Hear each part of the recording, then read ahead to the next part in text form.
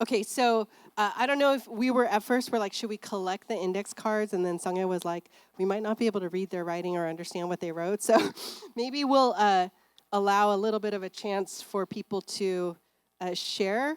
Like maybe if you were the note taker, if you don't mind. Okay. Yeah. Oh. Anybody wants to read? All right. Brave one. Yeah. How do we not overcompensate for what our parents did? That's a good question. I don't know that I'm going to be answering all the questions, so I'm just collecting them. Uh, overcompensate. Okay, actually, maybe some of what we talk about will relate to that. Okay. Anybody else? Question or thoughts? Did you guys write something on the note cards? Oh, I know you did. I saw a lot of scribbling. So one of the challenges that our group was discussing, because we have 3 families that are all, have children at different ages, from, like elementary to middle school to high school. So how do we as parents then, our kids are, the rate of them evolving and growing is so much faster than us, often is static at this point. So how do we effectively communicate to our children as they evolve faster than we do, and communicate at age-appropriate levels? There are huge developmental differences into the types of and so that affects the ways we interact with our kids. And so, for example, when your kids are younger, you may take on a little bit more of a kind of authority figure type of like giving them the rules, or what, that's normal, providing a lot of the safety. But as they get older, that might change and shift to maybe there's a little more negotiation involved. There's a little bit more sharing of thoughts and feelings. There's also stages that kids might go through where they don't want to talk to you, and that's okay. That's normal sometimes too, if it's kind of a developmental part, not because you're abusive to them. And so as they get older, there may be different things they want to talk to you about. We're not static. We also have to be kind of growing in what we're going to talk about, like our mindfulness. And I think that also helps as we think about how to meet our kids where they are. Oh, all of your questions are relating to what I'm going to talk about. So, yeah. Anybody?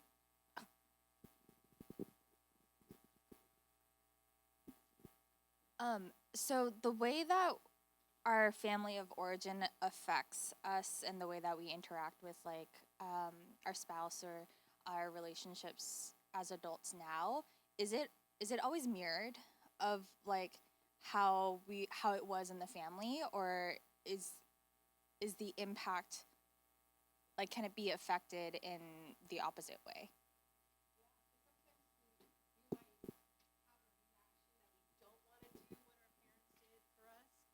We want to do what our parents didn't do, and so yeah, we can kind of swing into some way of trying to compensate. Or I think the modern gentle parenting movement is doing exactly that. Like it's almost like trying to compensate for harshness experienced from parents.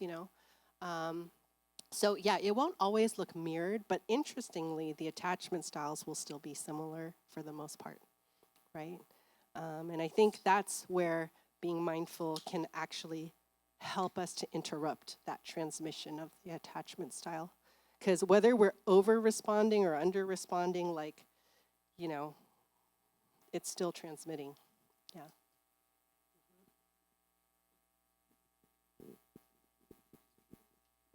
I think one of the challenges that we all face is parenting from a place of leftover energy and not from your best. And how do we do that? How do we get better? Oh, that's so real. I feel that. I resonate with that. I don't know that I have a solution outside of us trying to take care of ourselves in such a way that we do make sure we have energy for our kids, and not trying to overschedule ourselves. But that's also sometimes a privileged thing to say, because what if you have no other choice than to operate that way? And then I think kind of related to that too, so the mindfulness will help. But I think related to that too is recognizing that no matter how hard we try, we are not going to be perfect parents. That's just a fact.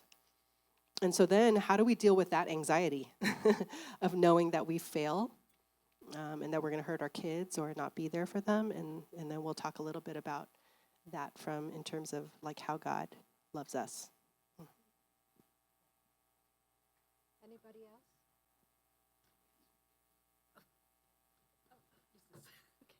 Right. Yeah, we were just here. Okay. We were talking about as our kids get older, what's the wisdom behind letting our kids make mistake and fail, and when to step in, and like how much as they get older, I think we have to give them more and more freedom to actually make their own choices and fail. Yes. It's hard to do that as a parent to watch that. So It's hard to do that. Can I ask a follow-up question to that? What makes it hard to do that? I think we talked about it, saying that as Asian Americans, we always like performative. Okay. So we almost feel like sometimes we don't want our kids to fail because it's almost a failure on ourselves as well, Okay. too. It might reflect on us. Yeah. Okay. And but it's also painful to watch It's hard to watch. because you know that you've lived through those mistakes before and you know where Yes. that's leading to. Mhm. But also you know that they're never going to learn unless they make the mistake. So That's right. it's really hard to kind of figure out at what point Yeah. do I jump in and say no, Mhm. and at what point do I say, okay, just go ahead. Yeah. Yeah, that's not a big fall, but you Yeah. have to make that fall, yeah. Yeah, that's a really good question.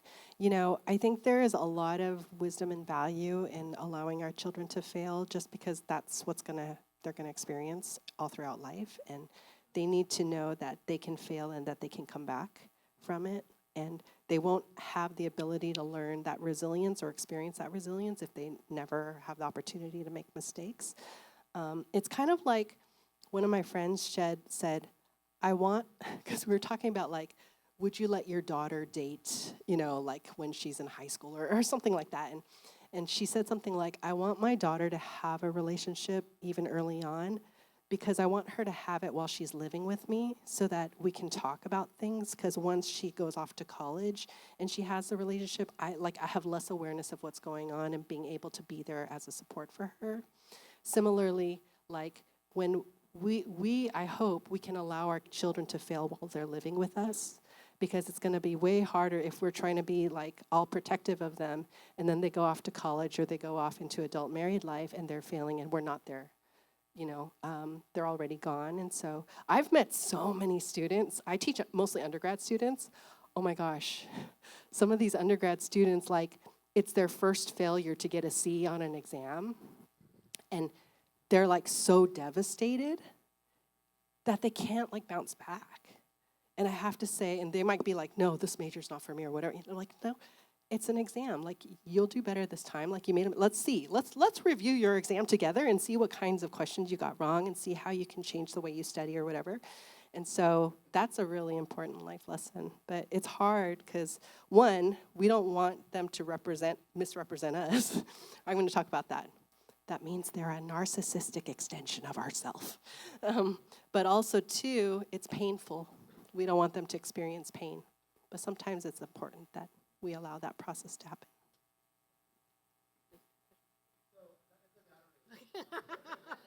Good.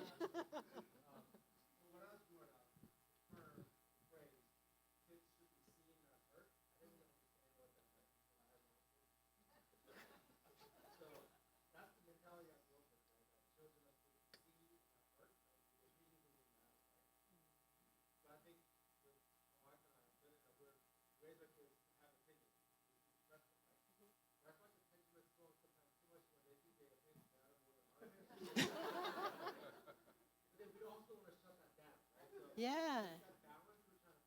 Yeah.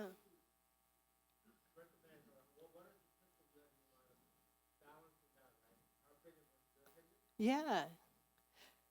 How old are your kids? Okay. Yeah, yeah. No, I love that. I love that you're raising them to have an opinion because I think that's good. That's going to help them in life here in the U.S., right? And sometimes, though, we also have to show them, sometimes the context matters. Like, and help them to develop, because it's a social skill for them to develop how much further to push and how much, like at what point to yield, right? Like in the workplace, they just can't be like "Brr," against their boss just because they don't like something. And so I think there's, value to, I value your opinion, and yet at the same time, we're going with this, because I'm the parent, right? And so setting boundaries is really good. I grew up more like, well, I was all girls, and I really do think there's a difference between girls and boys. I see it in my nephew and stuff. But, I grew up pretty compliant as a child. I think I acted out in high school, but for the most part, I was pretty compliant. My kids were very compliant. And at one point, though, I remember when my daughter was like 6 or something, she got a Build-A-Bear catalog in the mail, and she loved Build-A-Bear. My kids loved Build-A-Bear. You guys have that here? Yeah. But she already had like 2 Build-A-Bears. And as she looked through the catalog, she realized, oh, she wants another one. And she asked me, Mommy, can I get another Build-A-Bear? And I said, you know what? You already have 2, and I think that's enough. So no. And she's like, oh. And then I was like, you know what? Let's ask Daddy when he gets home. Fully convinced that my husband was going to agree with me. Okay. So Dad comes home that night, and so my daughter goes up to her, and she's like, Daddy, can I get another Build-A-Bear? And she shows him the catalog. And I kind of like give him the eye, like, I already said no, like, right, so that he could reinforce, right? And he looked at her and he goes, well, why should I get you another Build-A-Bear? And she said, because I want one. And he goes, convince me. He goes, she was 6. She was in 1st grade. She goes, here's a piece of paper, sit at the table, and I want you to write me an essay why I should buy you another Build-A-Bear. And I was like, right? What are you doing? And he goes, no, I want her to learn how to assert herself and like negotiate. He works in business. I want her to learn how to negotiate.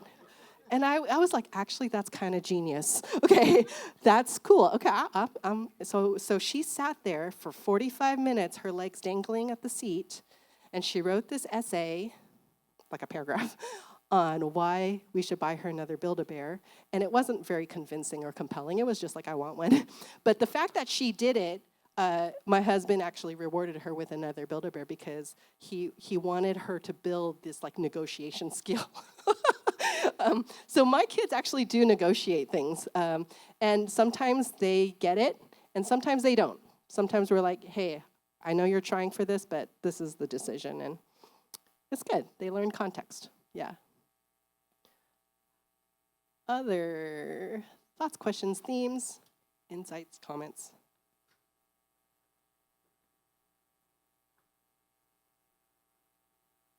Yes, there. Yay, I'm coming. Oh, thank you. Oh, wow, whole set. Yeah. I can hold this for you. No, I can hold. Okay.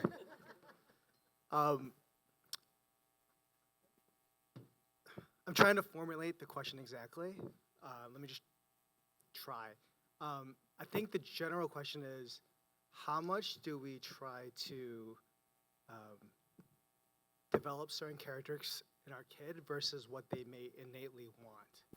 And the example I would have is that my wife and I, we tried very intentionally early on to encourage our son to be like hardworking and value their progress versus value them being smart or bright. So we've always said, hey, good job on that. We're proud of how hard you worked. Nonetheless, every day he's like, I'm so smart at this. He's just looking for that validation nonstop. And so it's made me wonder, like, how much do I give into that a little bit and let him build up that self-confidence versus continue to like push this, quote unquote narrative that we want him to develop? Yeah. And do you have any tips on how to balance that? How old is your child? 6. Okay. Almost. So at the age of 6, that's actually really normal. It's like this age where they're wanting to know that they're good at something. And so I'm actually, what you said earlier, a big proponent of that. I think in American culture, and there's actually research studies on this, in American culture, we sometimes talk about how smart our kid is or how talented they are at this and that. And when they do comparisons to like people who parent in China, for example, there's less of that and there's more of valuing like hard work, like working hard.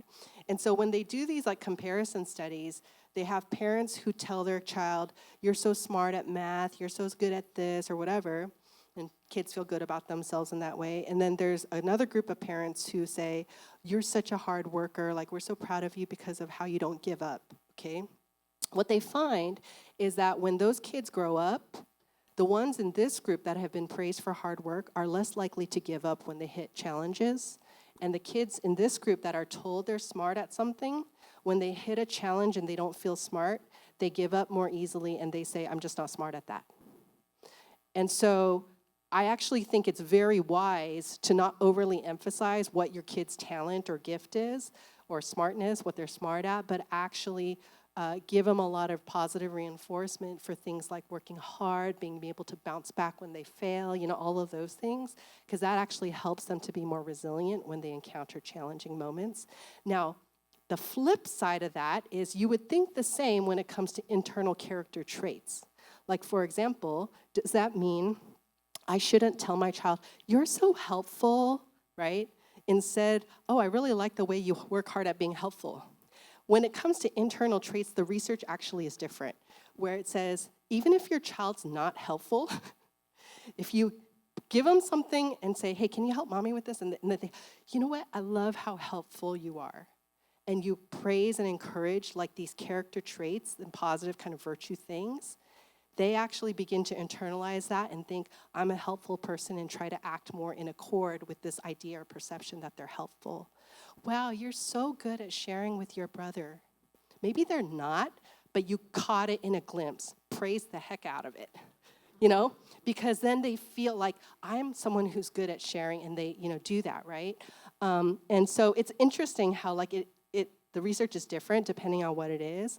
When it comes to your child seeking affirmation for being smart, know that that's developmental and it's okay every once in a while to say, yeah, you are. Are you proud? And that's another thing. Sometimes we feel that pride is bad. There's healthy pride.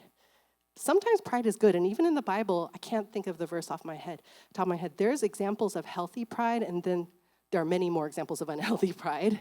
But it's okay to be like, do you feel proud of yourself for that? And encourage them to say, yeah, I do. And I'll say, yeah, I feel proud of you too. That's very healthy. Now, when he's a teenager and walking around like, I'm such a stud, because, he might need a little humble pie, and he will experience it, But at 6, actually, it's really normal. So, yeah, I'm glad you asked that question.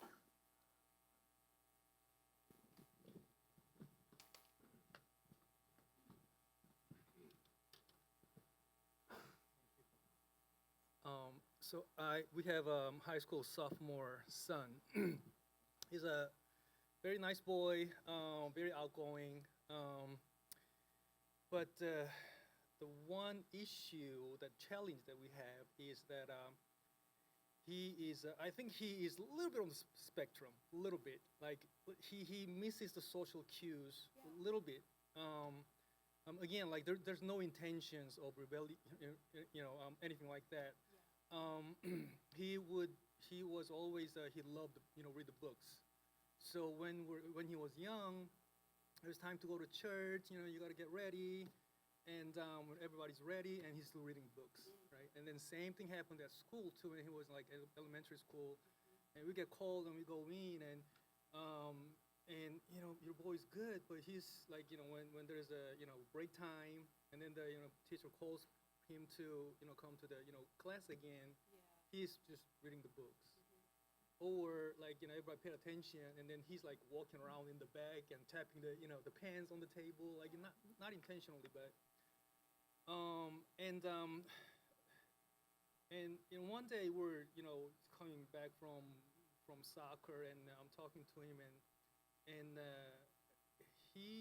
his thoughts were he saw a squirrel going up the trees, and then it just went up to the moon. So his thinking is like just everywhere. Or like, so he's like thinking about something, and then the attention of what he needs to pay attention he's sometimes like not there. He's smart kid. Very, again, like there's no intention of being bad or anything like that. So is there any wisdom to, and he gets like I'm like, I don't understand, like how many times did I tell you since you were 3? I've been telling you this, like you still don't get it. And I know that there's no intention is not there. Yeah. To but Yeah, I mean, the first question that comes to my mind is, does it bother him? Like when he gets in trouble or, okay, no. Okay, so, and then, because it's harder when they're not bothered by it. Everyone else is just bothered. They're not bothered. I mean, you could see if you could get him tested and do like an official diagnosis, or see if he might, benefit from. I know, like for a lot of kids who are on the spectrum, sometimes it helps them to know that. Sometimes, like it depends on the age. Sometimes it helps them to know that, and it also helps them to know they're not weird, or like they're like right, that there's there's a way to identify, like this is who God made me to be, and also in addition to that, have opportunities to learn like social behaviors that help them to function kind of in the classroom or other things. But yeah, that's kind of hard, especially if they're not distressed by it. But over time, if it keeps getting them into a position where it's difficult or challenging, they might benefit from kind of, more intentionally addressing and explaining, hey, this is why that doesn't work well, or this is why maybe your teachers might get upset, or we might get upset. So yeah. Okay. Yeah. Yeah. Or yeah. And that's part of the awareness, like where I'm going to talk about mentalizing, and so like building up our children's mindfulness, like ability to be aware of themselves, but also be aware of other people is such an important skill too. Yeah. It's, for some kids, that comes more naturally than others. Yeah. One more? One more.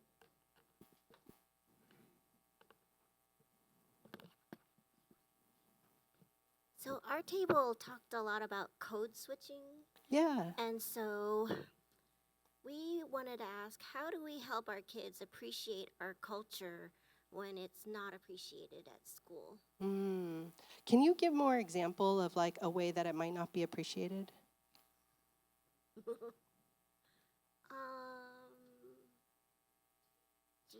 We didn't have a good example of that. Like, is it that they're experiencing like racism, or?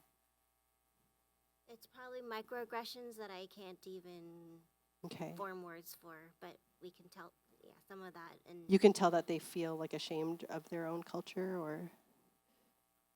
no, Like we have an AAPI chapel every year, and it's to celebrate, our cultural heritage.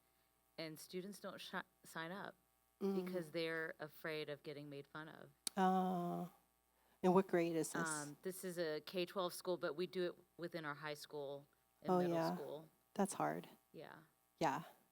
It's really hard. And it's almost like you need like a small group of kids to just kind of start it first, because then I think like other kids really want that, but they don't want to be the only one sometimes.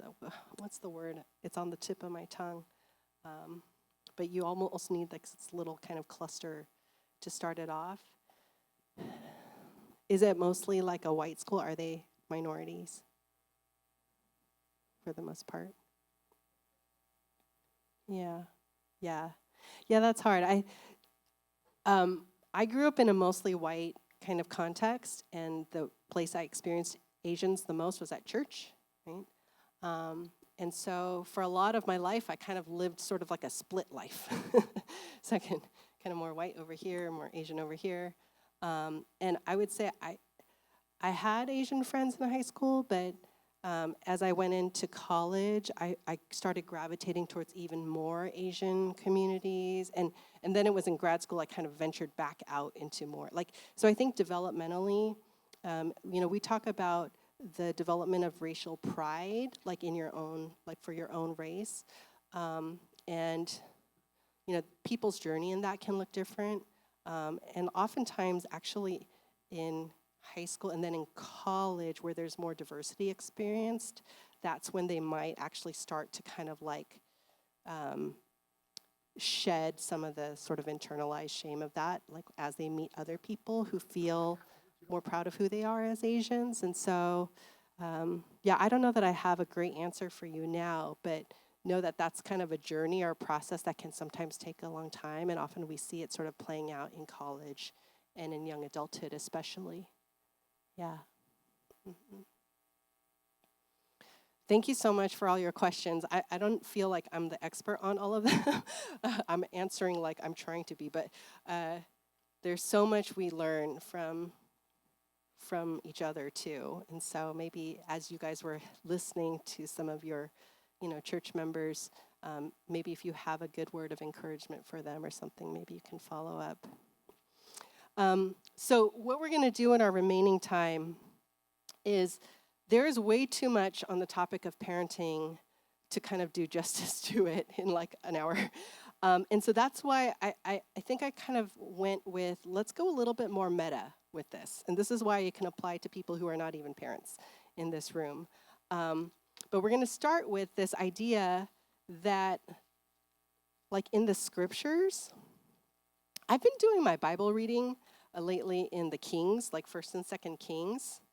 And I started noticing, there we go. Yeah, I started noticing, this pattern, and maybe if you've read in 1st and 2nd Kings, you notice too, like where it says like, oh, this king was like righteous and tried to do all these reforms for the Lord, and then like later in their life they became more prideful and it led to their downfall. And then they had a son who was like super evil, or there was a righteous king, and then this king had a son who was also righteous just like his dad, but then there was another king, and then his son was super evil, right? And I became curious, like, how many kings are there that were faithful and then they had faithful sons? And then how many kings were there that were faithful but then they had like wicked evil sons? And I asked ChatGPT. and what the response, and then I went back and kind of looked through and sort of tried to verify, but ChatGPT told me that in general, there were about 4 faithful kings with faithful sons. But actually, as I was spending more time like going into the Bible to look these guys up, a lot of these guys, they started off faithful, but then they kind of like got corrupted towards the end. But they started off faithful, and they had faithful sons. And then there were these faithful kings that had unfaithful sons. Okay, 4. It was kind of split, and I was like, oh, see, that's an example. We have no control over our kids. Like we might be like faithfully serving in church, but actually that does not guarantee that our kids will go on and do the same. Yeah? I was feeling a little discouraged by that. But then we also see examples in the Bible of multiple generations of believers too. So there's also the other part where we see, generations of believers in the Old Testament: Abraham, Isaac, Jacob, Joseph, Rahab, Boaz, Obed, Jesse, David, Solomon. That's the direct ancestral line to Jesus, right? In the New Testament, Paul commended Timothy's sincere faith, which first lived in his grandmother Lois and then his mother Eunice. And so we also see examples of generations of faithful believers. As you think, how many generations in your family are you the first generation Christian? Are you the second generation? Are you third or fourth? Go ahead and share real quickly with your neighbor. Which generation are you?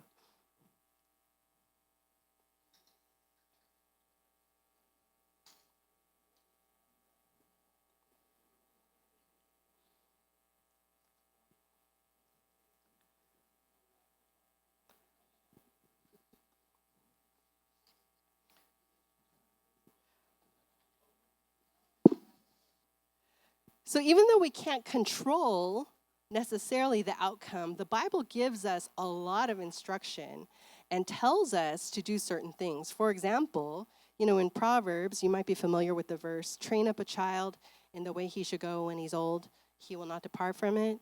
And in Deuteronomy, instruct your children, teach them your commandments, right? Teach them the commandments day and night, right? In Ephesians, fathers, don't provoke your children to anger, but bring them up in the discipline and instruction of the Lord. The Bible also tells children to listen to their parents. So Proverbs 1, Ephesians 6 encourages children to obey their parents, honor them, They promise blessings if you obey your parents. Colossians 3, it calls for obedience from from children, and instructs parents, again, fathers, to avoid provoking their children. As I was reading this, I was like, what does it mean to avoid provoking your child? Because I don't know that any of you, maybe some of you, if you have like a unique sense of humor or something, I don't think we all set out to say, I'm going to provoke my child today. But why is it that the Bible keeps telling us not to provoke our children? And I've heard multiple sermons on this. Usually they focus on parenting, making sure we parent in a way that doesn't drive our kid towards anger or bitterness, or making sure we parent in a way that doesn't crush their spirit. Have you heard like sermons like this and stuff, right? But again, I don't know that any of us are intentionally trying to do this. I think many times we end up provoking our children because we're not being mindful. It's kind of like we have a default or autopilot reaction to them or something they did that then kind of causes them to feel misunderstood or not understood or like angry at us or whatever. And a lot of our default reactions, as we talked about, kind of relate back to our family of origin. We were talking about attachment, like that has such a strong influence on how we relate to our child. And so how can we relate to our child in a way where we're not just functioning on autopilot? And I think that's where we're going to with mindfulness and mentalizing and attunement. Let me talk a little bit about mirroring and attunement. So if we think back to the topic of attachment, remember how I said emotional sensitivity to the child is one of the hallmarks of establishing a secure attachment? And so one of the ways we can do this, establish this emotional, like be sensitive, is something called attunement. It's one of the most significant contributors to early attachment, in a baby, okay? Attunement is a series of interactions that are well-timed, rhythmic, mutually rewarding, where, and we call it mirroring too, because this is what happens. So let's say your baby cries, okay? What does mama do? Oh, we do like, oh, concerned face, like we let the baby know. Oh no, what happened? Oh no, you have to change your diaper. Oh yeah, you stink. Okay, let's change your diaper, right? Like we match them. It would be very weird if a baby's crying and you're like, hey, like that is not attunement, okay, not mirroring. Similarly, your baby's happy, your child is happy. They come home, they're like, mommy, like I, scored the winning goal, la la la. And if we're attuned to our child, we mirror that excitement and joy back to them and say, yeah, oh my gosh, that's so exciting. If we were to say, so, that it would kill that sense of being understood or received emotionally, right? Now, that's kind of a drastic example. What happens is early on in life, there are countless moments where we attune and misattune. Hopefully, most good parents, there will be a higher percentage of times that we attune than misattune. But none of us are going to attune perfectly. Let me give you a classic example. I don't know if you're a parent, like if the grandparent is like this, but when I had my first child, my mom, she was so excited because it was her first grandchild. And we used to live up in Los Angeles at that time. And sometimes on the weekend, we would bring the baby in the car seat down to my parents' house. It was about a 45-minute drive with no traffic. And, so they want to see the baby. We want to see the baby, And so inevitably, the baby would fall asleep in the car. And when we would arrive at the house, it's like the car seat where you snap it out, right? Okay, and you're carrying her in the car seat. And she would be sleeping, or she would just be coming to, just be waking up. And when a child is just waking up, you kind of got to give them some time to wake up. Yeah, right? Okay, and so, but we would get to the door, and my mom's just so excited, and she'd be like, oh, where's the baby? And then she would reach in and try and unsnap her little buckle thing, and she was just kind of super excited. But Zoe's and then she would just start crying and then my mom would be like, all right, oh, she's hungry. Give me her bottle, But it was really misattuned But it wasn't because my mom was a bad mom. Her excitement she could not contain, right? It was like this moment of like two excited grandparents will be very misattuned to their child. Maybe what would have been more attuned would be, oh, she's sleeping? Oh, okay. Let's kind of wait for her to wake up. And then as she wakes up, that mirroring process, right? So when you're attuned to your child, you meet them where they're at. And what happens when a child is misattuned, either because the mother is like overly intrusive or kind of under-responsive, mother or father, usually the distress is immediate. I don't know if this video will play. Will the video play with volume? I think. Let's see.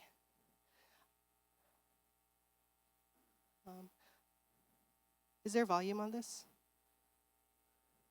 Responsive to the emotions and the reactivity and the social interaction that they get from the world around them. This is something that we started studying 30, 40 years ago, when people didn't think that infants could engage in social interaction.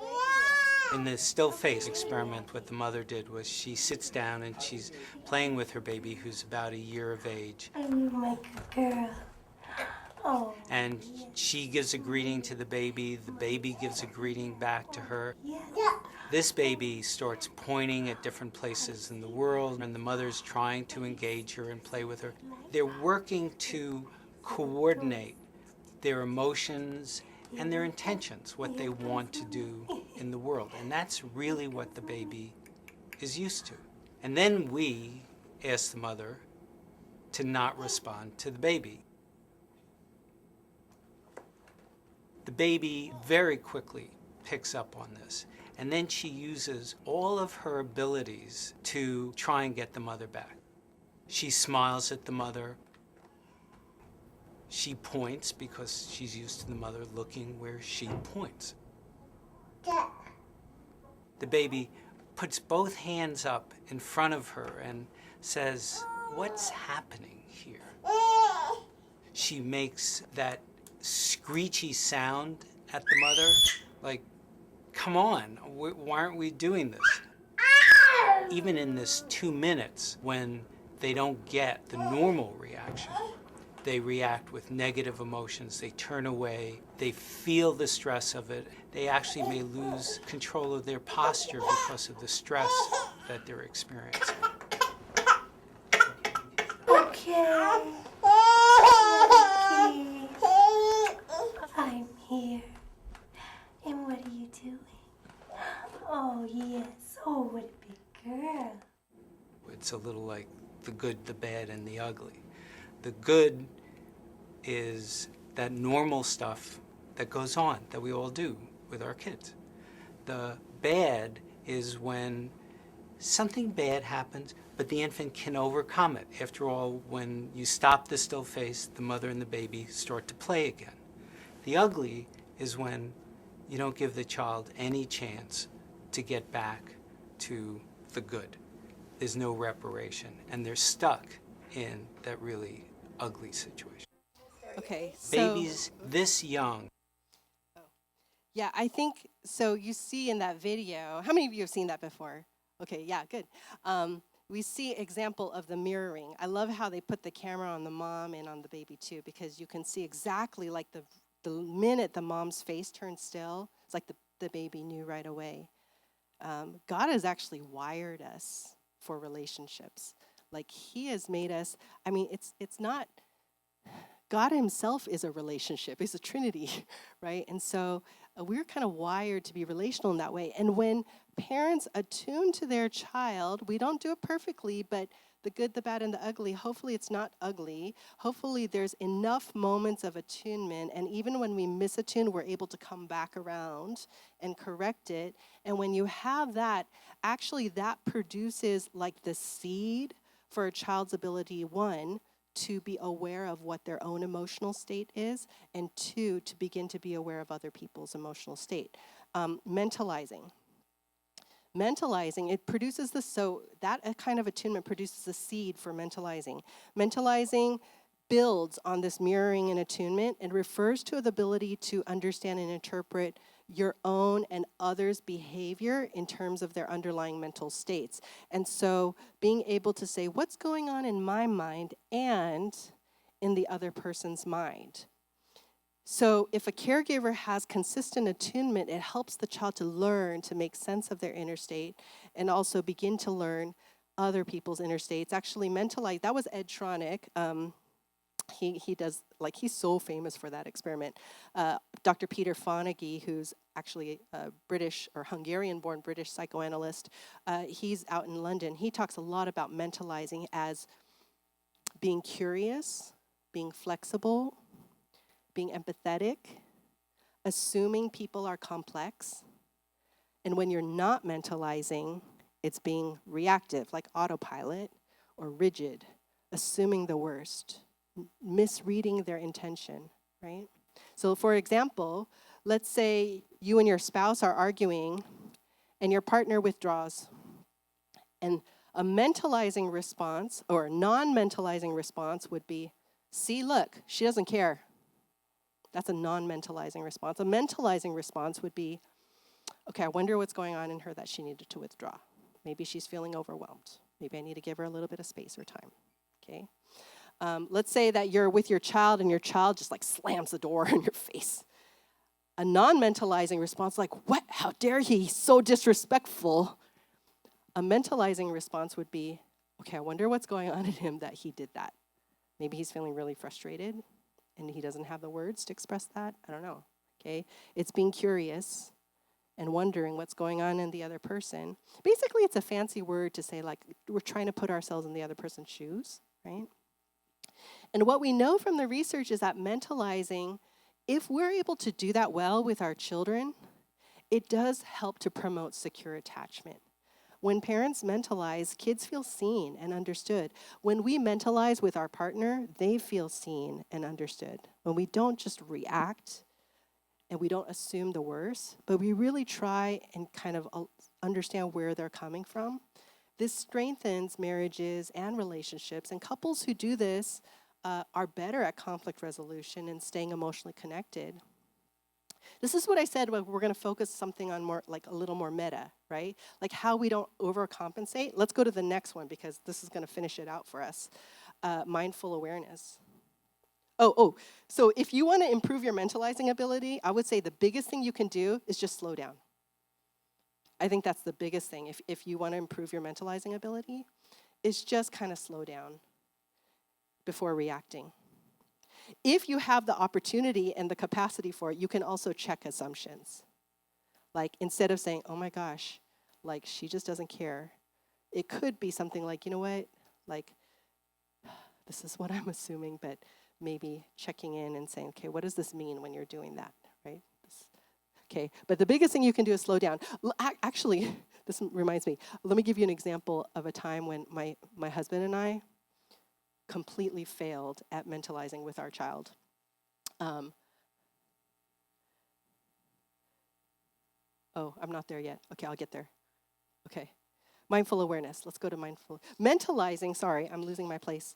Mentalizing, actually, for me as a Christian, it makes me think a lot about what the Bible teaches us in Philippians to consider others more important than ourselves. So let us look not only to our own interests, but also to the interests of others. Even like let us consider how to stir up one another, encouraging them towards love and good works. When we're mentalizing, we're obeying God's command to consider somebody else and do what's good for them, okay? Mindful awareness. So what's interesting is actually, in addition to the ability to mentalize, mindful awareness is the ability to focus your attention on your direct experience, being curious, non-judgmental, accepting, and aware of what your experience is. Now, earlier I talked about how in Asian culture, sometimes we tend to focus on the nonverbals and we're expected to like read the room and other people's experience. One of my grad students did an interesting dissertation where she focused, I used that word nunchi, but because that was in that Korean context, but in a lot of Asian cultures, it's a similar idea of like high value on indirect communication, okay? And she was doing a study where she was comparing that concept with the US American concept of emotional intelligence. Okay, so she was kind of looking at what's similar, what's different. But in the course of her study, she didn't intend to find this. What she found was that in her Asian American sample, that she found that people who have the ability to have high awareness of other people's social cues, it didn't necessarily relate to their ability to be aware of what they were feeling. Does that make sense? So interpersonal awareness and intrapersonal awareness are different. Just because you're good at reading somebody else doesn't mean you're good at being aware of what you're feeling. How many of you actually were like, whoa, I resonate with that? Like, I'm kind of good at picking up someone else but not myself, or maybe I'm good at myself but not other people, I don't know, okay? And so these are two different constructs. And so in order to mentalize, we might actually, as Asians, be kind of like, maybe we can be good at applying what we know to somebody else. But you also have to be mindful and know what you're feeling, and some of us are better at that than others. And mindfulness, some of you are like, isn't mindfulness a Buddhist concept? Why is she bringing that up in a Christian church? It actually, like in psychology, mindfulness has been very much tied to original Buddhist roots. However, as I'll talk about in a bit, a lot of the early Christian mystics also had these spiritual practices of contemplation and stillness that very much resemble mindfulness. So I think the Christians had it too. Mindfulness practices have been found to decrease insecure attachment. And this even happens at the brain level. I'm a little bit embarrassed because I'm not an MD, and I know there's some MDs in this room. So I'm going to say stuff, but I don't know what I'm talking about here. Neuroscience research has shown that the middle prefrontal part of our cortex is activated during mindfulness. How many of you know what that means? The doctors? Okay, and here, yes, the MPFC, right? This is a part of our brain that's very integrative, that connects a lot of our emotions, social information. It can help regulate like our abilities towards insight, empathy, attuned communication, emotional health. And so when we're being mindful, we're actually activating this part of our brain. And research has supported this idea that the healthy development of this middle prefrontal part of our cortex is shaped strongly by secure attachment relationships and practicing mindfulness. Even like today when I was asking you to reflect, I was like activating your middle prefrontal cortexes in some ways, right? Stopping to reflect. It's taking time to be present in the moment. And slowing down helps us with mindfulness. Consider times when you've been angry or irritable or frustrated, how easy it is to let those emotions drive your speech and behavior with zero mentalization and zero mindfulness. So here's an example of where my husband and I failed. When my child was 4, my oldest child, Zoe, she was going to this preschool, and it was Father's Day week around that time, and they invited the parents to the preschool to have this little like tea with your daughters. I don't know why I was there. I guess they must have invited both mom and dad or something, but I was there too. And part of what you do is you can kind of go around the classroom and see like their artwork on the walls, like an open house or something. And there was this one wall where it had all the kids' stuff, and we found hers. And it was this sheet of paper that was folded in half, and she had drawn something on one side and drawn something on the other side. And the teacher had, because she's 4, the teacher had written in, it was, I like it when my dad, and then the teacher wrote in what she had said. And the other side said, I don't like it when my dad. Okay, this was an interesting wall because you could see all the families like, oh, okay. So I don't remember what she said when she wrote, I like it when my dad, I think it was something like, good job, Zoe, or some sort of praise. But my husband and I remember what she wrote on the other side because it said, I don't like it when my dad says, go to your room and cry. Okay, let me tell you the story behind this. So my daughter, she was a very sensitive child, and she cried a lot. And there were these moments when she would just cry, and if we're talking to her and trying to comfort her, like there was no point in trying to comfort her because it was just, like the tears were just so overwhelming. And the more we tried, it was like we just had to wait till like it kind of all calmed down before we could engage her. Does anyone have a child like that? Okay, yeah, it was like exhausting, okay, because we would just try to like, but oh no, it would just have to, And my husband, he just could not tolerate the constant crying. Like, he was just like, I just can't. And he knew we didn't want to say, no, you're not allowed to cry. Because think back to my story, right? Like, okay, we didn't want to do that. But at the same time, we reached our limits in our ability to, like, connect with her at that level. And I think there was just, like, it wasn't going to happen. She was just too emotionally flooded, if you're familiar with that phrase. So we kind of had to wait. And so then my husband would say, you know what, Zoe, go to your room and cry, and then we'll talk later. And his hope was she'd go in there and she could cry her eyes out, it would be fine, and then once she's calmed down, we can talk to her. So it was sort of well-intentioned, yeah? Unfortunately, the way she misinterpreted it was, I'm not allowed to cry in front of my parents, right? That was like a failure of mentalizing, like being able to understand until we found out on this sheet of paper how our instruction to her, how she was interpreting that and receiving it. And when we saw that, it kind of broke our heart. And so then we resolved to do better. We tried to be better about that, right? And stay with her in the tears. I can't say we were perfect at it because it was hard. It was really hard. She's 19 now, and every once in a while, she still has an emotional meltdown. Every once in a while, like over the summer, she thought, she did a study abroad in Korea over the summer, and she called me because she thought she had bed bugs. She didn't, but she thought, because there was this rumor, and there was this one night, I think it was stress and everything, and she was like, I don't want to, like, burn my clothes. Everyone's telling me I gotta burn my clothes, but I like my clothes. I was, like, dying. It was so funny, but it was also like, oh my gosh, girl, chill. Like, you're gonna be okay, right? And she was okay. She was okay.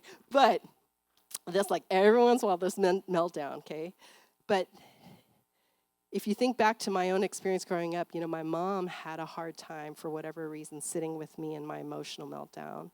And my husband had a, different experience, and yet, for whatever reason, he just couldn't handle, like, too much emotion from her. And so, going back to this reflection question is consider some ways that your experiences of being parented affect how we parent our kids, And if you don't have children, that's okay. Consider some of the ways your experiences being parented affect the way you relate to other people.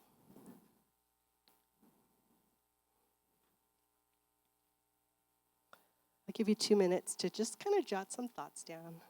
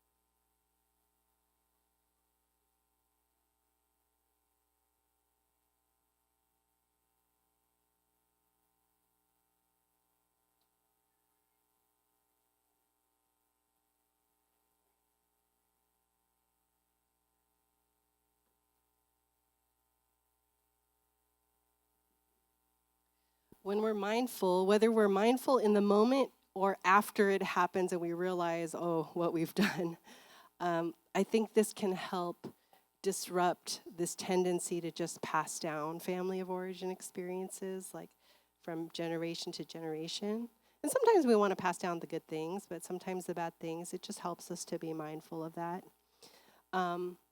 if I could share another family story with you of this kind of generational pattern, this is kind of from my own life.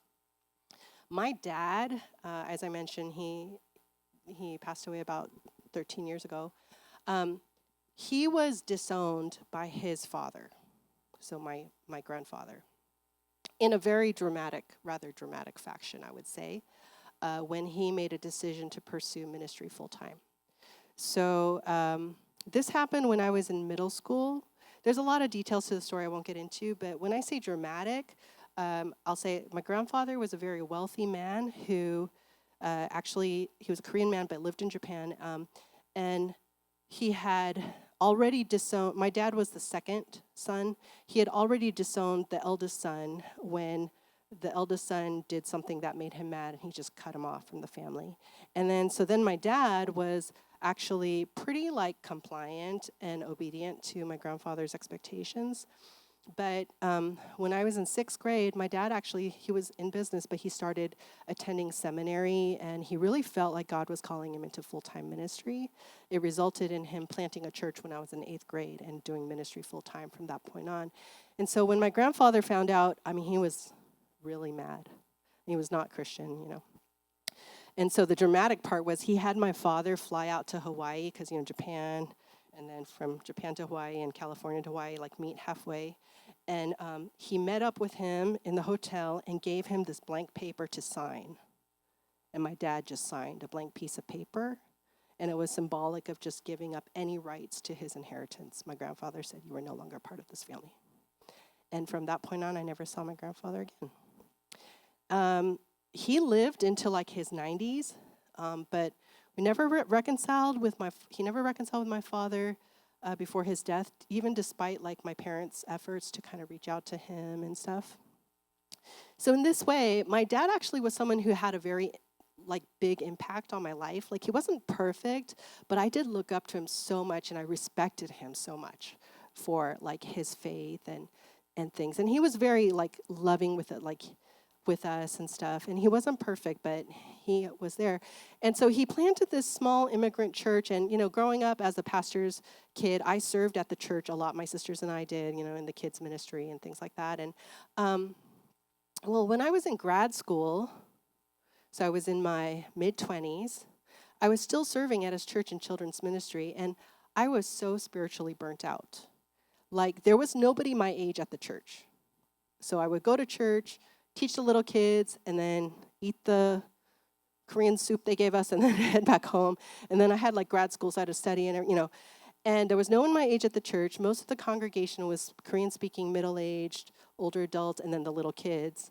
And grad school was taking a huge toll on me too, and I really felt like I needed to leave. I really felt like I needed to find spiritual community where I could grow and be fed. And I felt like this is not good. I'm so burnt out. So when I communicated this desire to leave to my parents, I was actually surprised because my dad became extremely angry with me. He just erupted in anger, and his automatic reaction was, "How can you say that? You're so selfish. You're no longer my daughter. You should just pack your bags and move out." Okay, and he was just so angry. And I'm an Enneagram 9, but I've got a wing 8, if anyone knows what that means. I in the heat of the moment of anger, 2, because I felt like I was in grad school for clinical psychology. I could see the generational pattern of disownment happening right before my eyes, okay? So I don't know if it was wise or not, but I said to him, "You're doing to me exactly what grandfather did to you." Oh, and that made him more mad. He's like, "You need to pack your bags and move out," right? And tears. And my mom, she was like, and my dad's kind of stormed into his room. My mom's like, "Don't pack your bags. It's okay. Just give him some time, just stay here, okay? It's going to be okay." So then for the next 2 weeks, it was my dad didn't talk to me. He didn't look at me. I didn't look at him. I didn't talk to him. It was really awkward in the house. And I remember thinking, oh my gosh, this is awful, right? Extremely uncomfortable. It was scary, upsetting. And it totally burst the idealized bubble I had of my dad in some ways too, right? So fast forward 2 weeks, and my dad comes into my room one night, And he very gently and sorrowfully apologizes to me. He tells me that when he heard me say I wanted to leave the church, what he thought I was saying was I wanted to leave him. But that he realized that's not what I was saying. And then he told me he saw how hard I was working in the church and that I did need spiritual community for myself. And he said, I want that for you too. So I give you my blessing to leave the church. And that Sunday, he brought me up in front of the congregation and he said, this is my daughter. You guys all know her. She's been serving at this church for so many years. And I want to tell you, I'm giving her my blessing to leave so that she can have a spiritual community of her own. And I want you to bless her too.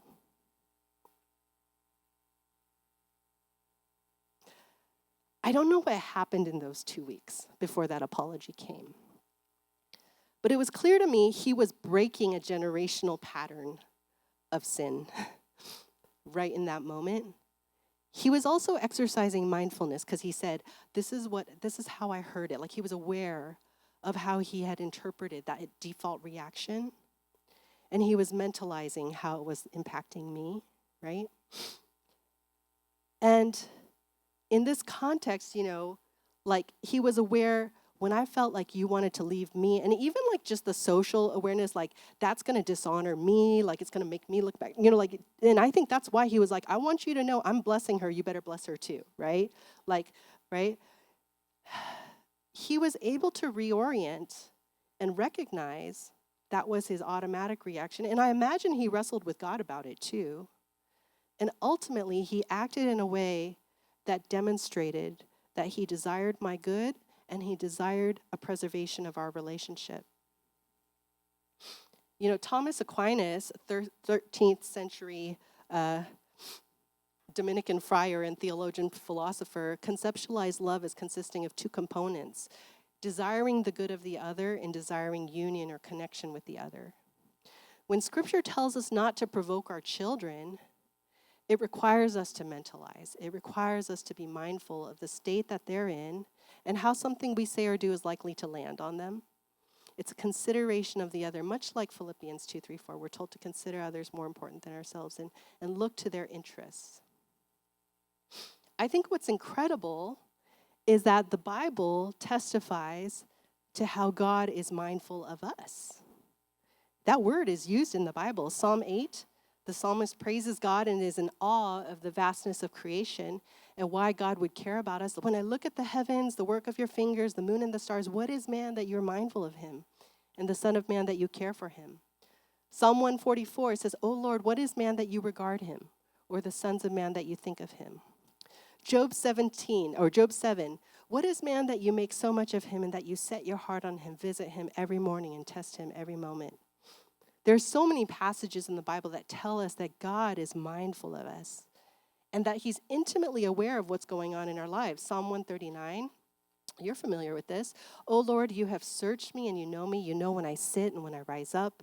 You discern my thoughts. You search out my path. You're acquainted with all of my ways. Even before a word is on my tongue, behold, you know it altogether. You hem me in behind and before and lay your hand upon me. And this knowledge is just too wonderful for me.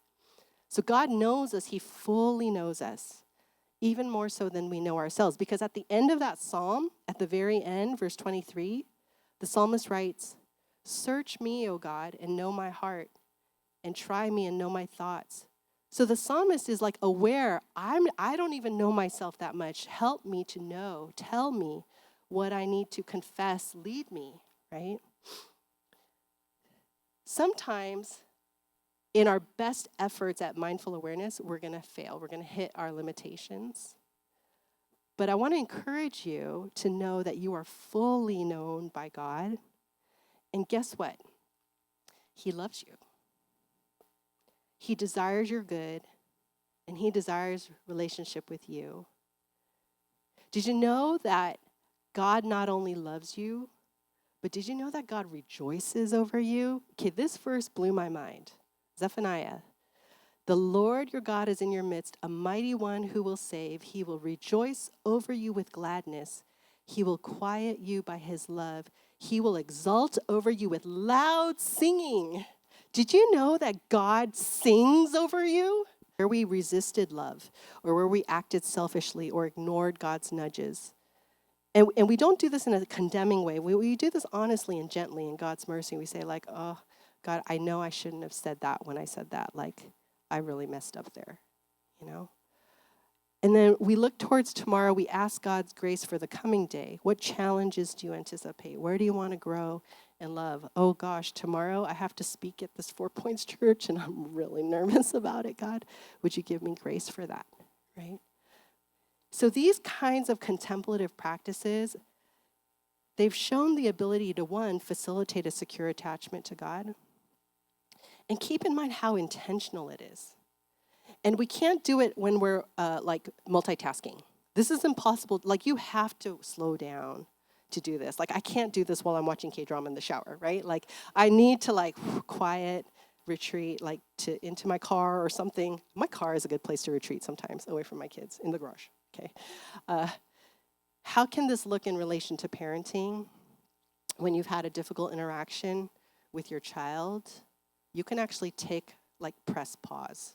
Like, take time out and pray. Maybe you won't go through all of these steps. I used to work at the Biola Counseling Center. We see, it's a university counseling center, but we see students, but we also see people in the community.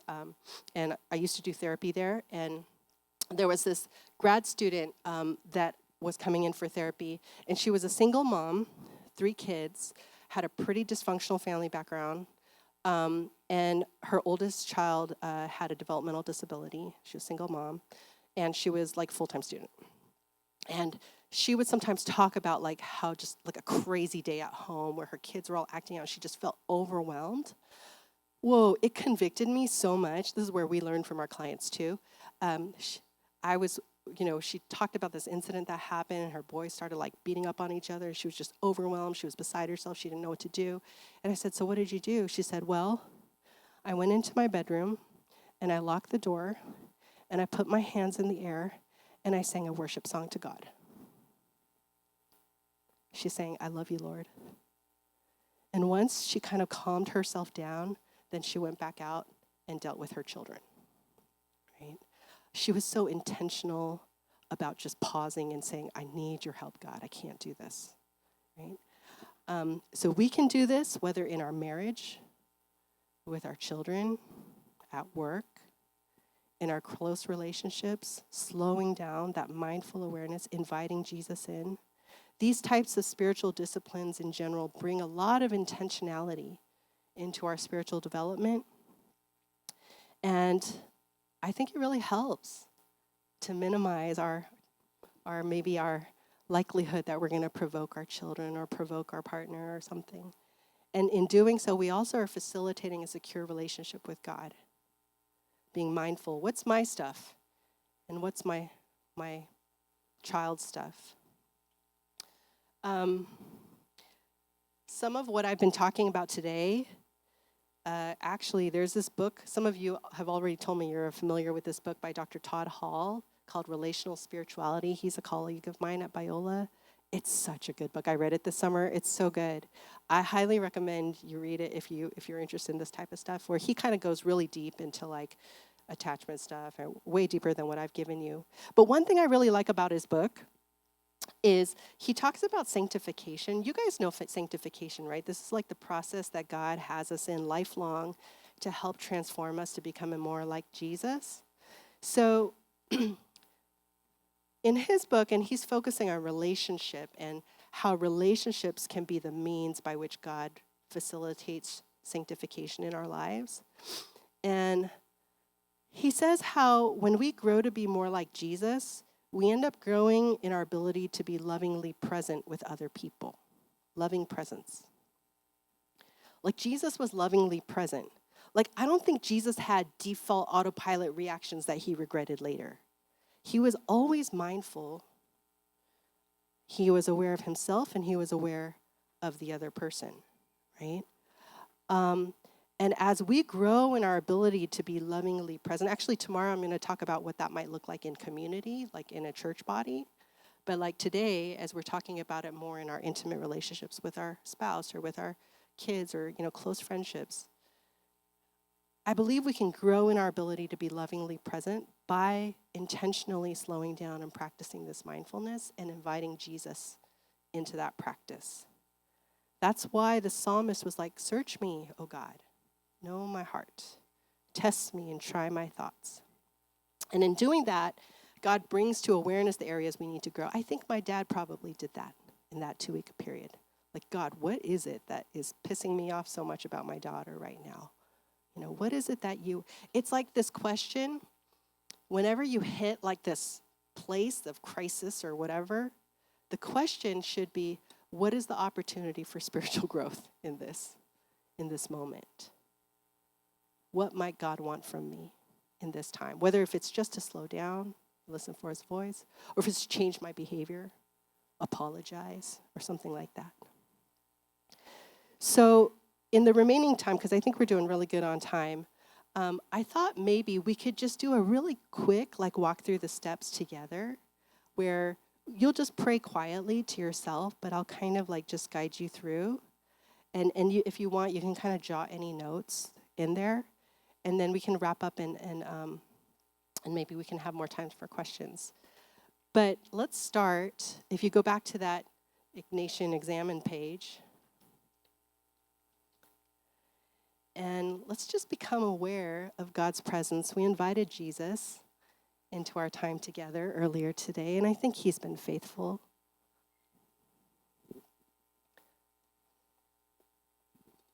So quietly,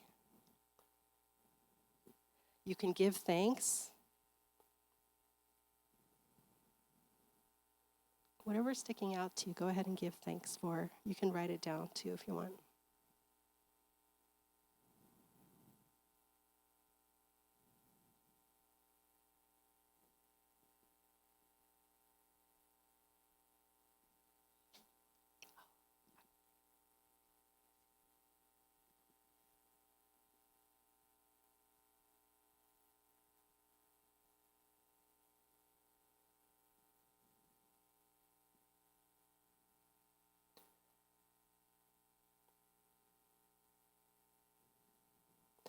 Now, go ahead and invite the Holy Spirit to help you to see your day clearly through God's eyes, not just through your own judgment.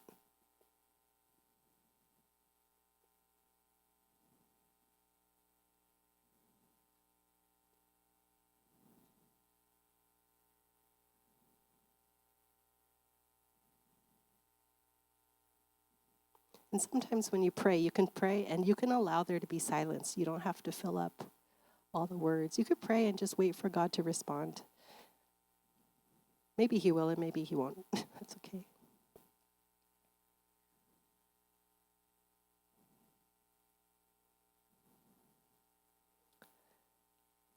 Okay, thinking through today, maybe from the morning until you arrived here at church or even up until this moment, go ahead and kind of review your day with the help of the Spirit. And notice, your emotional reactions. Notice moments of joy and peace and frustration, stress, failure. Notice those things. And as you come across any shortcomings, you can acknowledge them and confess. But keep going. Kind of review your day with God's help.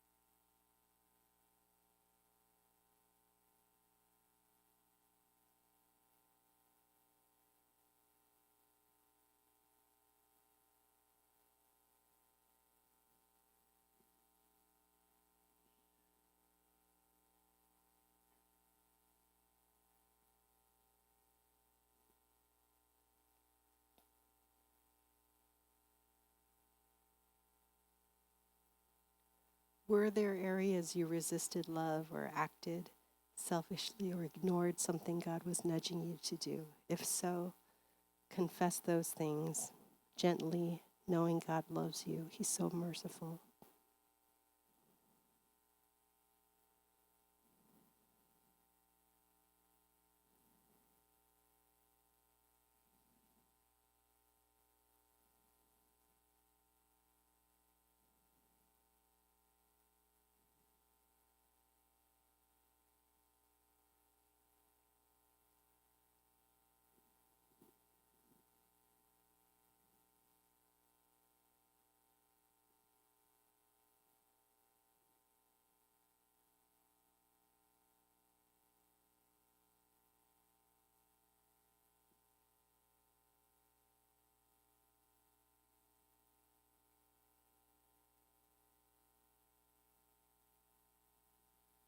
As you anticipate the drive home or coming to church tomorrow or any other things you have on your schedule tomorrow, ask God for grace for the things that are ahead. What challenges do you anticipate? Where do you want to grow in His love?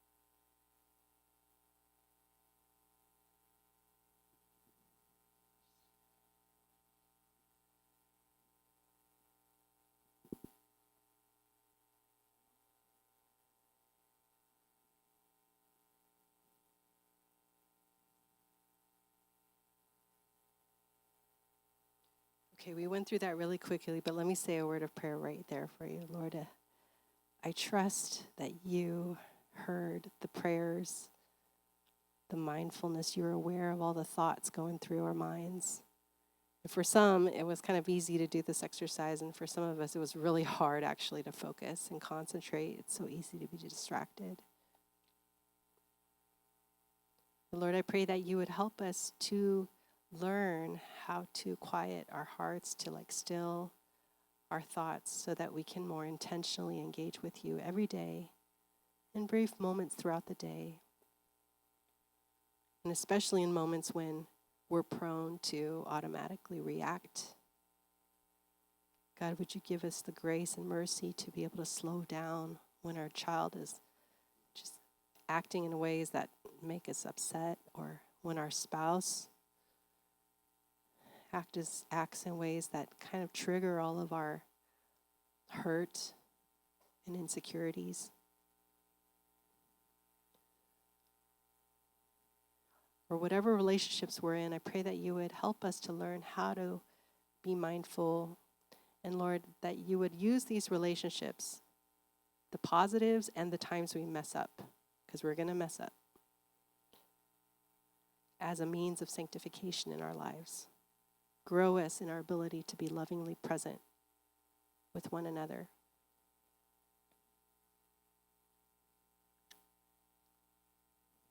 And Lord, when we come into your presence, we remember that you promise us rest, that it's not stressful to approach you. If it is, Lord, help us to be mindful where that's coming from. Because you rejoice in us. You love it when we come to you. We don't have to hide or be ashamed or see it as a chore. Like, you rejoice in us. You delight in us. Help us to experience that deep in our hearts if we don't already. Like what it's like to feel loved to that extent.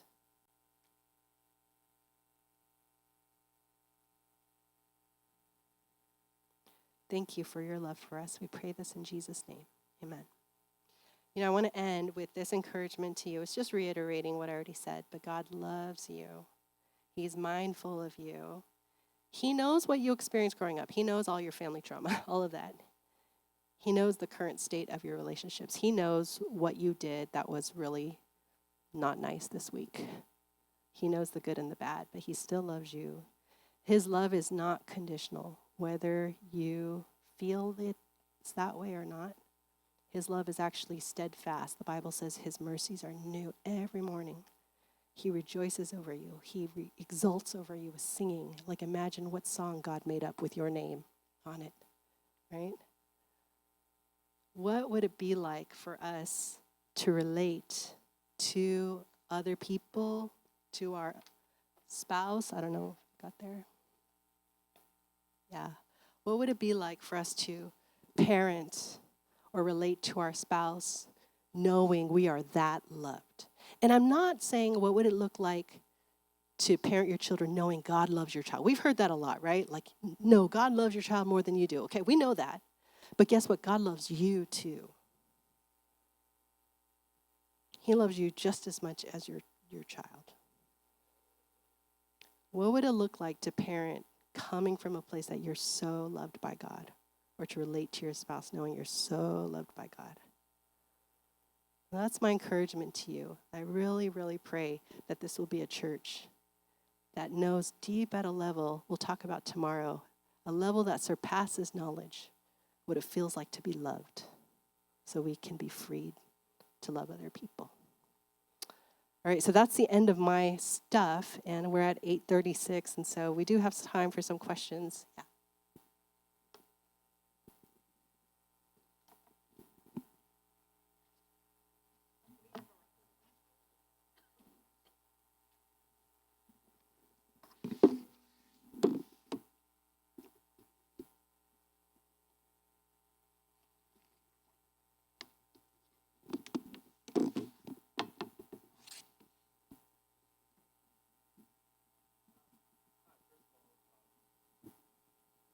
Maybe I can speak loudly. Oh, okay.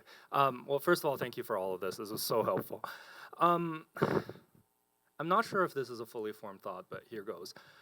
So I was thinking about like some of the like communication things that like I had, like that I experienced growing up, and some of the impacts that it had on me. And one of the things that came to mind was that for me, like, it's hard for me to apologize to people. It's hard for me to thank people because I never experienced my parents saying those things, right? Whether to me or to each other. So, like, I definitely think that's, like, something, a type of, like, intergenerational behavior that could stop with me. But at the same time, like, when I think back to like the reason and the motivation why my parents and their parents don't do that, it's the reason behind it is actually kind of powerful in a good way, because I think like when I talk to my grandparents, it's like they don't apologize because forgiveness is always there. They don't apologize because forgiveness is always automatic. They don't say thank you because like acts of service and all of that is just, it's so ingrained and it's so expected that to say thank you actually, to them at least, makes it, kind of insults the process by saying like, I'm not expecting this from my family. So I guess sort of my question is, how do I, or how do we maybe, I don't know, sort of stop the trauma as much as we can without sort of dishonoring the, in my opinion, like powerful rationale behind why they might do these things? Yeah. Thank you for your question.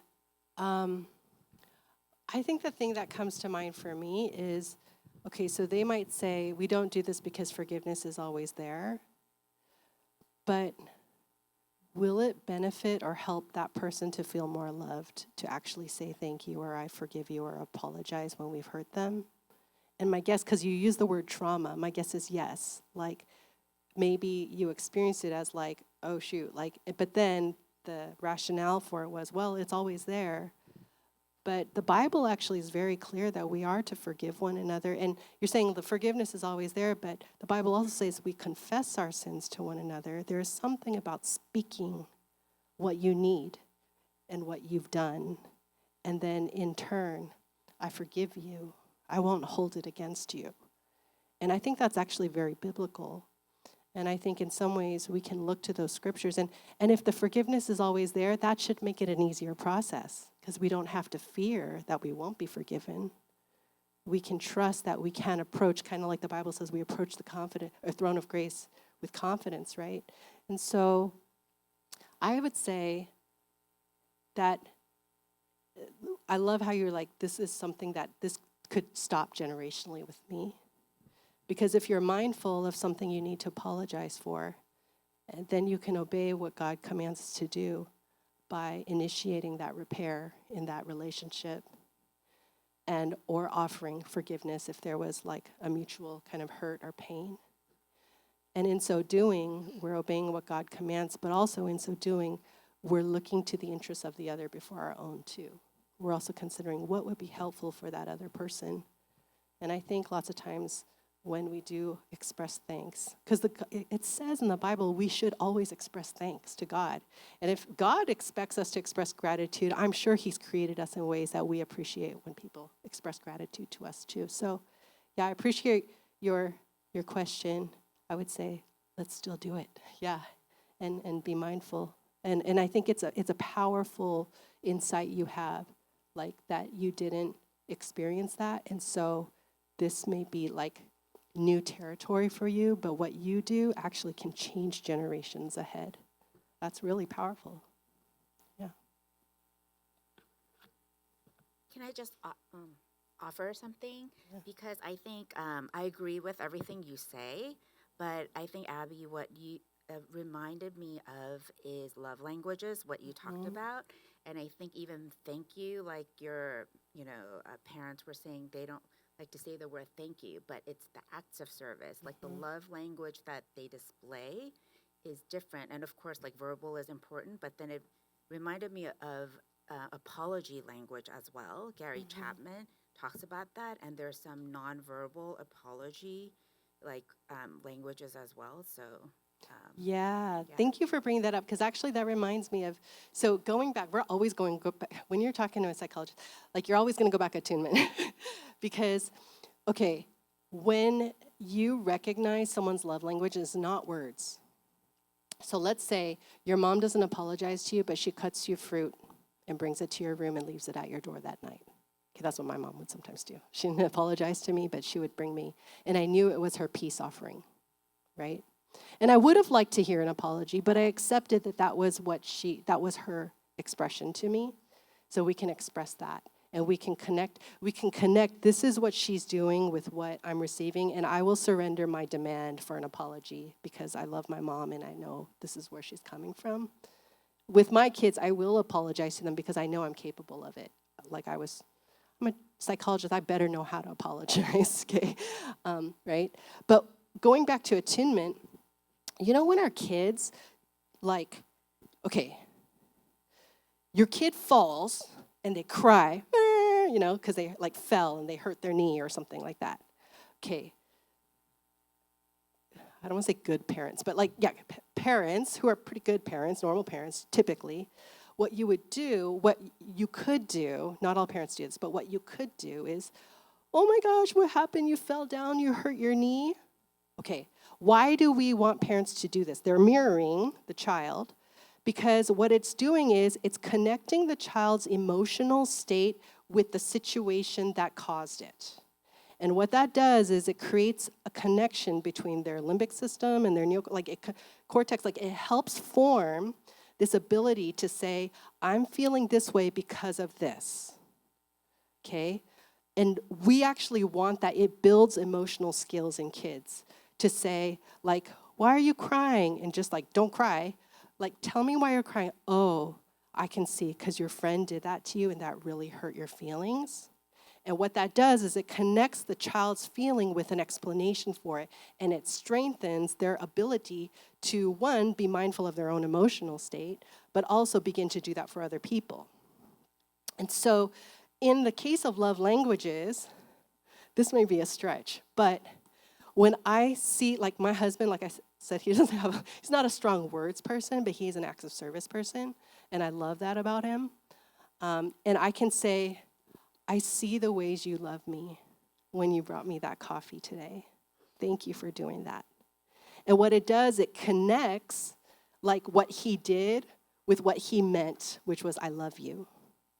So if you are the words person, you can do that with your words and to actually create that connection to say, oh my gosh, you totally like put gas in my car for me. I love you. Like, thank you so much for loving me in that way, right? Because you're connecting what the intention was with the acts of service. And I think then we kind of have a more integrated experience of love. Yeah, it's just a thought. On another note, my sister's so funny. My sister's like, when her kids would fall, she was convinced that if you say, oh, are you okay? It'll make them cry. Yeah? Like, when they fall, they're okay, but then the minute you say, are you okay? Then they go, ah, and they cry. So she was convinced of that. So when her kids were little and they would cry, James, this is Lisa. When her kids were little and they would fall, she would instead go, woohoo, you're okay. And she would do this ridiculous dance. And I'm like, what are you doing, Lise, right? And she would be like, no, because if you ask them if they're okay, they'll just cry, right? I think it was well-meaning, but I thought it was like a, whoa, misattunement or something, right? But her kids are fine. They're wonderful, lovely, sensitive, emotionally healthy kids. But I just thought that was funny because she's just like, don't ask them how they're doing because it'll just make them cry more. I don't know if you had parents like that. But, all right. Thank you. I echo all the gratitude for this workshop. Thank you so much. My question has to do with, so I grew up in the church, and one of the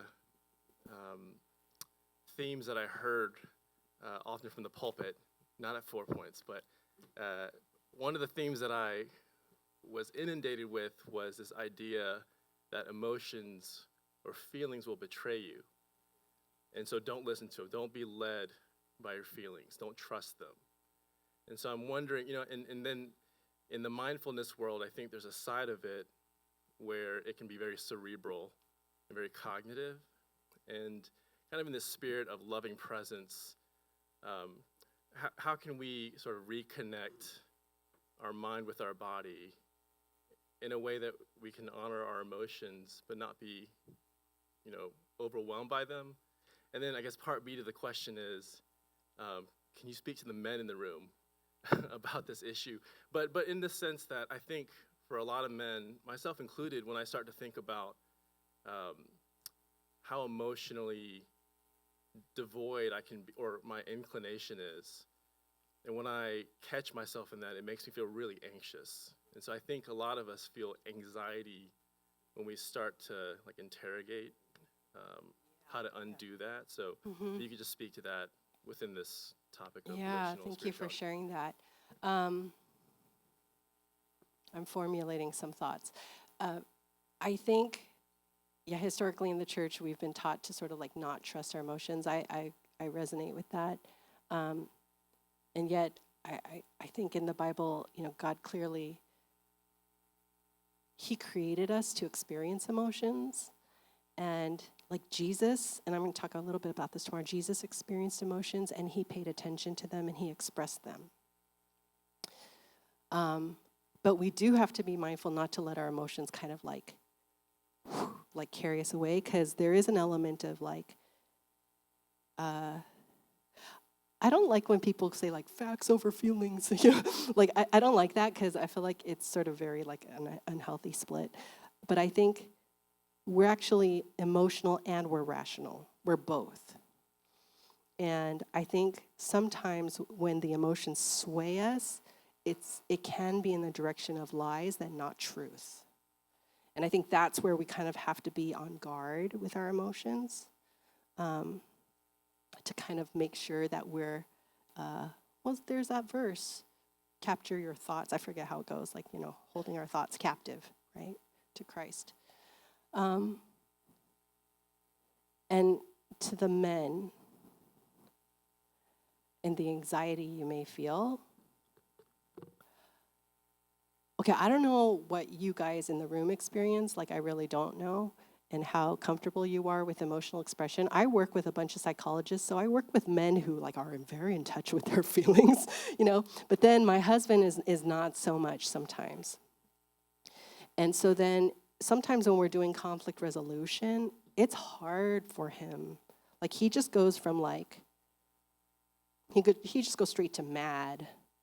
And it's hard like to kind of get at like the hurt or other kinds of things. And if some of you might be in mental health, or like if you're a therapist or if you've been in therapy, what we know is anger is kind of only a surface level emotion. Usually underneath anger is a lot of hurt and pain. So men, when you get angry, one thing you can do as you pause and as you invite Jesus in is, okay, what's underneath this anger? Where's the pain? Where's the hurt? Or the offense that I feel? And I have a heart for men because I think our society is such, not just Asian culture, but even in the larger kind of Western US society, is such that we really do guys a disservice, little boys. Because like one of the classes I teach is developmental psychology, and I used to do a whole segment on gender. And boys as young as 4 years old, they have these experiments where they hook up the boys and the girls to these like electrodes, and they show them images on a screen, and they kind of see like how their brain's like firing in reaction to the images. And what they see is for boys and girls, similarly, like it's all firing. So when they see like a pleasant image and then all of a sudden they see like a scary or distressing image, like all the same stuff is like firing for both boys and girls. But by as early as age like 3, 4, when there's somebody in the room, like the experimenter, already the boys have figured out that they shouldn't show what they're feeling. Like somehow they've been socialized not to express fear or crying or things like that. Whereas the girls, they're just like afraid. You know, and the boys, it's like stone face, like they already know how to control their emotions, even as early as 4.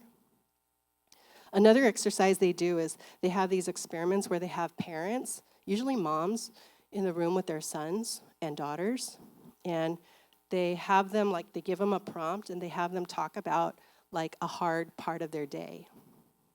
And these moms, they would say to you, I treat my son and daughter the same. They truly believe that in their mind.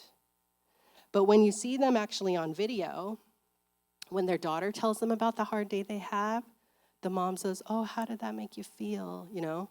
And she's very curious about the daughter's emotional state. But when they ask when the son, same age, kind of talks to them, the mom kind of goes into problem-solving mode with him, which is both of them are healthy, good, but there's less inquiry into his emotional state, which further adds kind of to like, I would say like almost like a stunted emotional development starting from young age in little boys. So women, have patience with your husbands or boyfriends. Because it's not just that they don't want to talk to you. Sometimes it just takes a while for them to process, and they can do it in a secure relationship. Like if we create safety for them to be able to express things without like freaking out over something. But it takes practice. And men, you can do that with each other. I don't know, like healthy males in the audience who are really in touch with their emotions, maybe you can have like a men's group where you kind of practice this skill of like being in touch with, you know, actually like, I don't know, Pete Scazzaro does all the emotionally healthy discipleship stuff, and I think he does a really good job there of like walking people, whether men or women, through that. Thank you for the question. Yeah.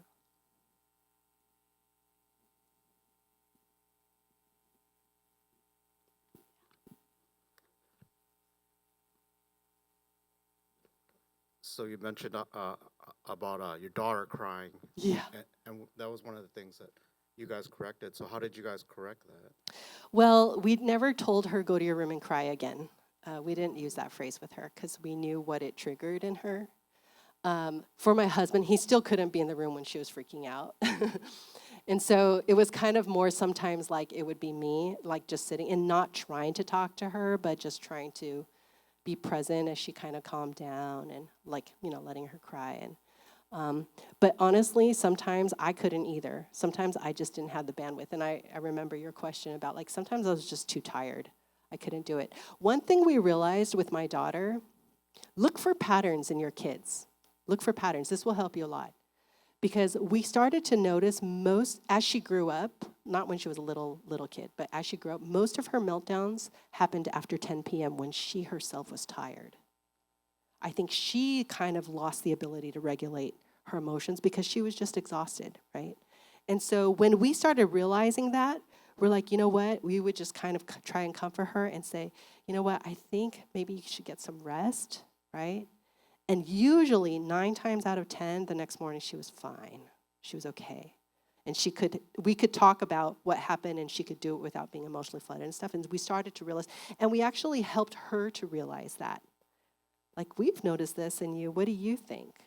Yeah, I think that happens to me. Yeah, Yeah, and so maybe let's let you get some rest tonight. Like, we love you. It's okay to cry, but yeah, I think you're just really tired. And I think you're actually really good at kind of working through some of this stuff, but it's hard to do when your body's worn out, And so she actually started to, as an adult now, young adult now, she's a little bit more aware of that tendency in herself too. Like, she spirals when it's really late at night. Yeah.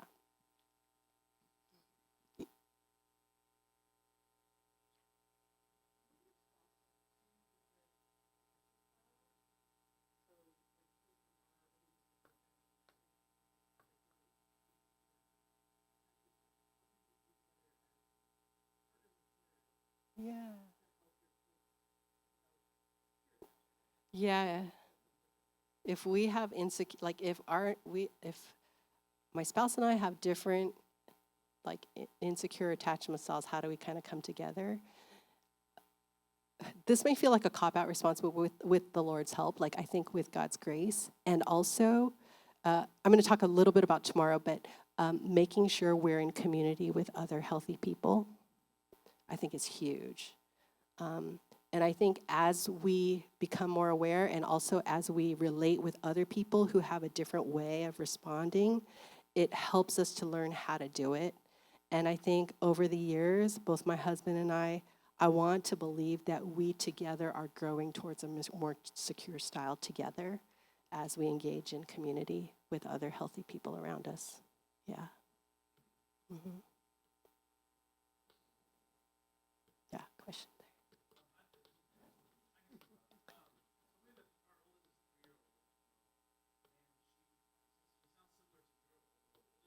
Uh-huh. Yeah. Yeah. Yeah. Yeah.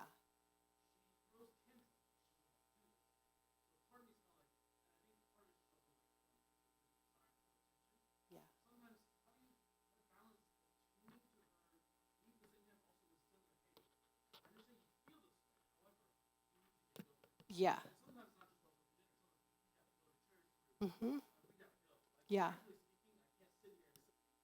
Right, right. Yeah.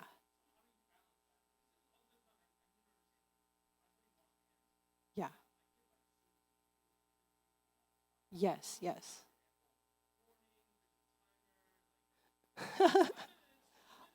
Oh, bless you. Yes.